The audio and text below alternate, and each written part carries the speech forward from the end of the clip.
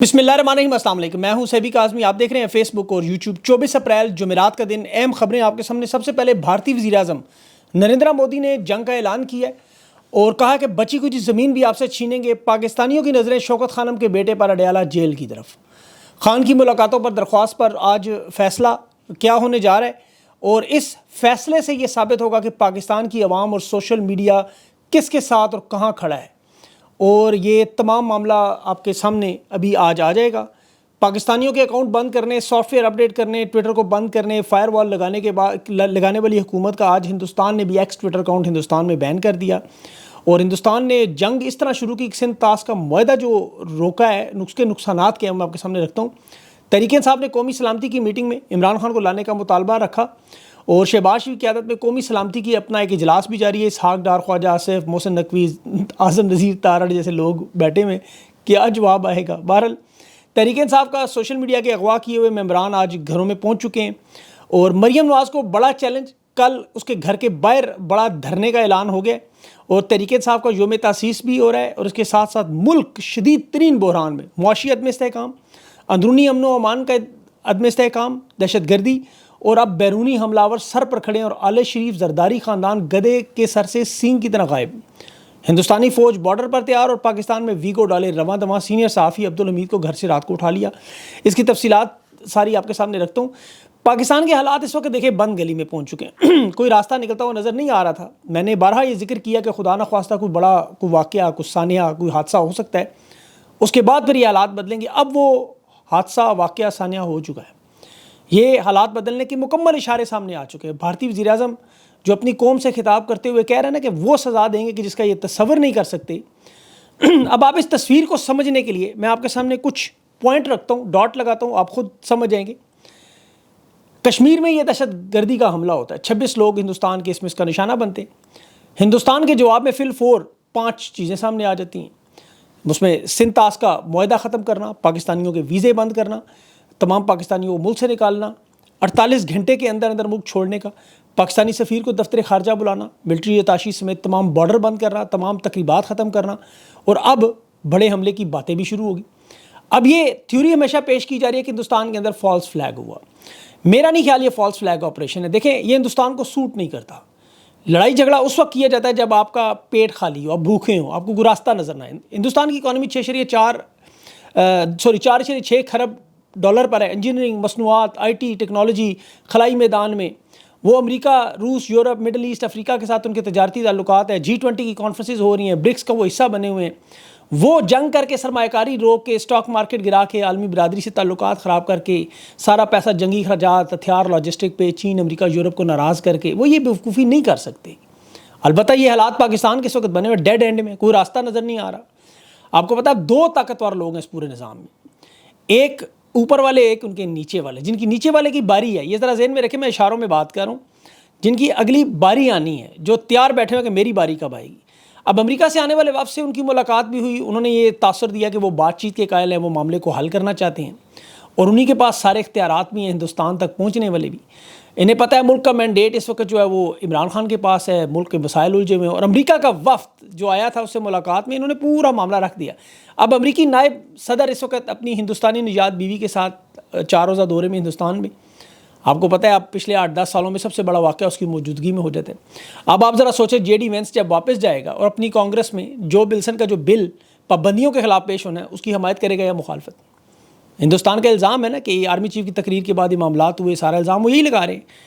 ہندوستانی کانگریس کے وہاں موجود ہندوستانی نژاد لوگ لابنگ کریں گے نہیں امریکہ میں۔ اب ذرا سوچیں اس بات کو، کیا اس کا دباؤ بڑھے گا یا نہیں بڑھے گا؟ اس بل میں تیزی آئے گی یا نہیں آئے گی؟ پاکستانی ڈائسپورا ڈاکٹرز تو آپ کو پتہ ہے چھوٹے پیمانے پر کوشش کر رہے تھے، ہندوستان تو بہت بڑا پارٹنر، ان کی تو امریکہ میں بہت بڑی طاقت ہے، وہ اس بل کے پیچھے کھڑے ہو جائیں گے۔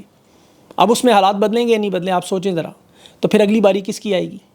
اور مزے کی باری ہے جن کی اگلی باری آنی ہے، وہ ان کی ریٹائرمنٹ کا بھی 2-3 دن کا ہی معاملہ ہے۔ یہ ذرا بڑی میں ٹیکنیکل بات کر رہا ہوں، اشاروں میں آپ کو سمجھ آ جائے گی۔ ان کی نظریں بھی سودے پر ہیں، تو براہ راست اس معاملے میں ان کا کردار بھی ہے، اور ہندوستان کی موجودہ طاقتور سے سخت پھڈا بھی چل رہا ہے۔ اسی لیے خان کی رہائی ہونا تو لازمی ہو چکا ہے۔ اب امریکہ میں جو لوگ مل رہے ہیں، آپ کو پتہ ہے مختلف حلقوں میں بات ہو رہی ہے، بہت سارے لوگوں نے بڑی کھل کے مجھے باتیں بتائیں، اب میں اس پہ بات نہیں کرنا چاہتا، لیکن خان کی رہائی پر معاملہ اب یہی ہوگا، اور اسی کی وجہ سے حالات بدلیں گے اور یہ سب کچھ آپ کو نظر آئے گا. لیکن اللہ سے دعا کریں کہ یہ بہتری میں ہو، پاکستان کی بہتری میں، کیونکہ پاکستان کے حالات اس وقت خدا نخواستہ بہت خراب ہو چکے ہیں. خان کی ملاقاتوں سے آج فیصلہ ہوگا. آج جو علیمہ خان نے عدالت میں جج کو کہا کہ یہ آپ کے فیصلے کی توہین ہو رہی ہے، ملک میں انتہائی اہم مسئلہ ہے، ہمیں عمران خان سے ملنا ضروری ہے. جج انعام منہاس نے کہا میں آرڈر کرتا ہوں، اپنے چیمبر میں جا کے لکھتا ہوں. اور ساتھ اس نے کہا جی کہ غلطی سے یہ فائل میرے پاس آ گئی ہے، میرے پاس نہیں آنی چاہیے تھی، رجسٹرار نے غلطی کی ہے، اتنی بڑی غلطی. کہہ رہا ہے یہ فائل چیف جسٹس کے پاس بھیج رہا ہوں. اور پھر وہ جو حکیم کلیم اللہ سلیم اللہ کی طرح گیند چیف جسٹس کو فارورڈ کر دی. اب عمران خان سے ملاقات ہوگی یا نہیں، یہ آل پارٹیز کانفرنس میں بلائیں گے نہیں. اس کے ساتھ خان ملاقاتوں کا معاملہ سپریم کورٹ میں بھی پہنچ گیا، یہ بھی یاد رکھیں. وہاں بھی ایک اپیل جاری جمع کرا دی جا چکی ہے کہ اس حکم کو کالعدم کریں. توہین عدالت میں جو کیس کے میرٹ کو دیکھیں. اب جو all parties conference Tehreek Insaf نے 5 مئی کو کراچی میں، 8 تاریخ کو پھر کوئٹہ میں اور 10 تاریخ کو حیدرآباد میں جلسے بھی شروع کر دیے، اور سندھ اور پنجاب میں جلسوں اور احتجاج کا معاملہ بھی شروع کر دیا. اور آل پارٹیز کانفرنس کی شرکت میں تحریک انصاف نے صاف صاف کہہ دیا کہ ہم بارڈر پر کھڑے ہوئے سپاہی کے ساتھ ہیں، لیکن ہم اس حکومت کے ساتھ ہندوستانی جہریت کے خلاف بھی ان کا ساتھ نہیں دیں گے. اور یہ بات بڑی درست ہے. اگر یہ پاکستان کے ساتھ مخلص ہوں تو یہ سوچیں کہ 90% پاکستان کا مینڈیٹ رکھنے والا عوامی رہنما، اس پر ظلم یہ ہو رہا ہے کہ اس کے خاندان کو ملنے نہیں دیا جا رہا. اب اس کے ووٹر، سپورٹر، چاہنے والے، محبت کرنے والے کیسے امید کر سکتے ہیں یہ کہ آپ ان کا ساتھ دیں گے؟ ان حالات کو سمجھنے کی کوشش کریں. اس وقت 77 سال کا سب سے بدترین بحران پاکستان میں، معاشی بحران، سیاسی بحران، عدم استحکام، امن و امان، اوپر سے بیرونی حملہ آور سر پر، اور آل شریف زرداری اور ان کے جو لگائے ہوئے ٹاؤٹ سارے کے سارے غائب. یہ ہے پاکستان کا سب سے بڑا نقصان کہ عوام ساتھ نہیں کھڑی ہو رہی. اور دنیا کی کوئی جنگ تاریخ اٹھا کے دیکھ لیں، جب تک عوام ساتھ نہ ہو نہیں جیتی جا سکتی. کوئی جنگ نہیں جیتی جا سکتی. یوکرین آپ کے سامنے اس کی مثال ہے، دنیا ان کے ساتھ ہے لیکن عوام ان کی اپنی فوج کے ساتھ ہے. اور عراق میں نہیں تھی کیا ہوا، روس سوویت یونین میں نہیں تھی کیا ہوا. کارگل میں حشونت سنگھ لیفٹیننٹ جنرل نے کتاب لکھی کہ ہم پاکستان پر حملہ کرنے والے تھے، ہمیں صرف ایک چیز روک رہی تھی، وہ اس پاکستانی قوم کا مورال تھا. آج آپ پاکستان قوم کا مورال دیکھیں. ساؤتھ ایشیا کے ڈائریکٹر ہیں مائیکل کوگل مین، اس نے کل ہندوستان کے حوالے سے ایک ٹویٹ پہلے ہی کر دی تھی. مزے کی بات ہے کہ ہندوستان یہ 5 چیزیں کرنے جا رہا ہے، اور اس میں سب سے بڑا معاملہ تھا یہ سندھ طاس کا معاہدہ. وہ ہم سنتے ہیں نا کہ مستقبل کی جنگیں جو وہ پانی پر ہوں گی. یہ سندھ طاس کا معاہدہ جو بھارت نے معطل کیا، اس پانی کو وہ مقبوضہ کشمیر میں روکنا چاہتے ہیں. 2019 میں بھی انہوں نے دھمکی دی لیکن عمل نہیں کیا. البتہ وہاں اس وقت چھوٹی چھوٹی نہریں انہوں نے نکال کے راستہ بدل دیا تھا بہت سارا. اگر یہ لوگ ملک کے ساتھ مخلص ہوتے تو اس وقت ڈیم بنا لیتے. جس طرح ابھی دیکھیں چولستان میں کتنی تیزی سے نہریں نکالنا شروع کر دی. یہ کہتے ہیں سیاستدان ڈیم نہیں بننے دیتے، حالانکہ اصل طاقت کیا ہے وہ آپ نے دیکھ لی. سندھ میں کتنی تیز رفتاری سے نہروں پہ کام پچھلے 9 مہینوں سے ہو رہا ہے کہ جیسے کوئی تاج محل بنایا جا رہا ہے، راتوں رات بنانا ہے. انہیں ہندوستان کی کوئی فکر نہیں تھی. جس طرح کشمیر ہندوستان کے حوالے کیا، ایڈمنسٹریٹو کشمیر لکھ کے مان بھی گئے، پانی کا کنٹرول سارا ان کے پاس چلا گیا. یہ بہت بڑا سرنڈر تھا، 1971 سے بھی بڑا سرنڈر.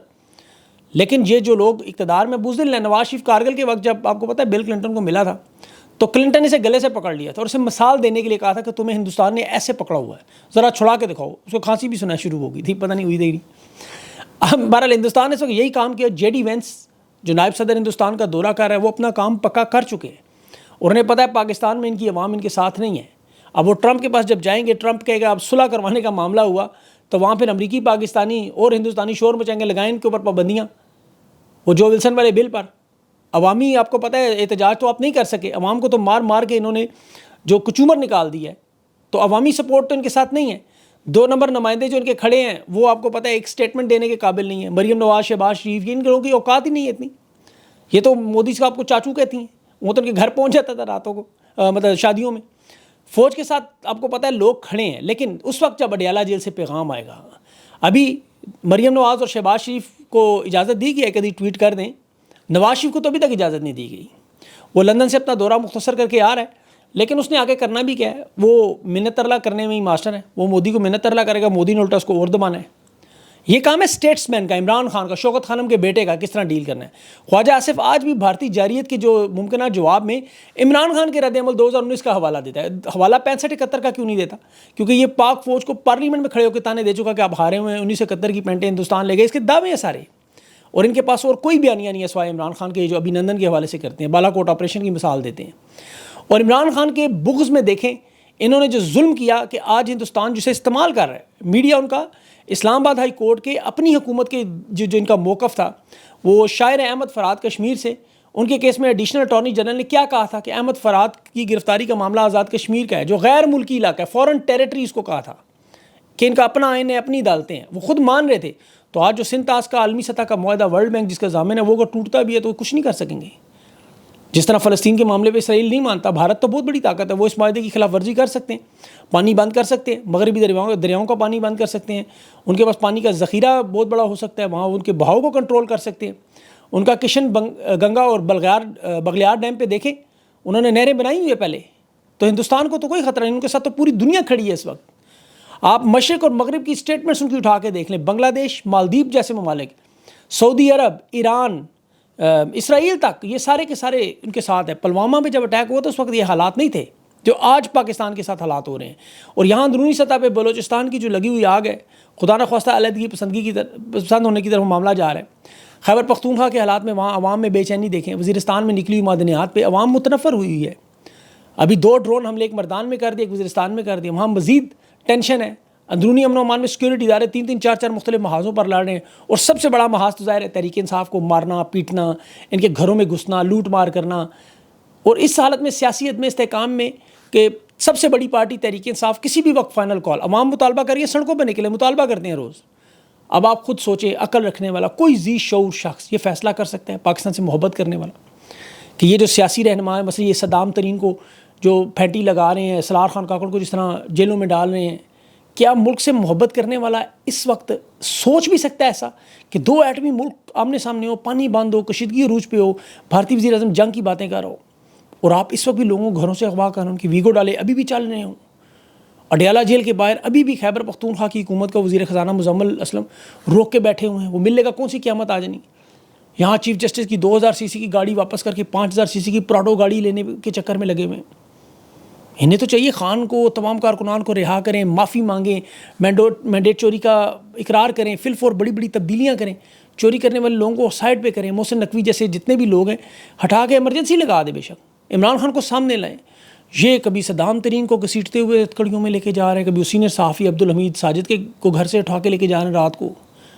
ان کا بس چلے تو ادھر ہندوستان حملہ کرے، ادھر تحریک انصاف پہ کریک ڈاؤن شروع کر دیں. تو پھر بھارتی فورس خدا نخواستہ لگ رہا ہو کہ اندر داخل ہو رہی، یہ ڈاکٹر یاسمین راشد کا کلینک بند کر رہے ہوں گے، یہ لوگ اعجاز چودھری کے گھر چھاپے مار رہے ہوں گے، یہ سیالکوٹ میں ڈار خاندان پر حملہ ہو ہوں گے، صاحبزادہ حامد رضا کے مدرسوں پہ چڑھ جائیں گے، کسی ضمنی الیکشن کے ڈبے بنا رہے ہوں گے. یہ بالکل وہی بغداد والے حالات نظر آ رہے ہیں. ہلاکو خان سر پہ اور اندر وہ فوج اندر مناظرے کر رہی تھی، وہ آپ کو سیاستدان لڑ رہے تھے.